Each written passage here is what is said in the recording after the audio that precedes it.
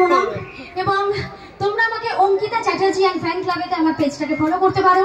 সেখানে আমার ফেসবুকে দুটো প্রোফাইল এবং ইনস্টা প্রোফাইল এবং আমার ফ্যান পেজ প্রোফাইল। তো সেখানে দেখা হবে সবার সাথে Ankita Chatterjee and fan club. ঠিক আছে, তো চলো ফেসবুক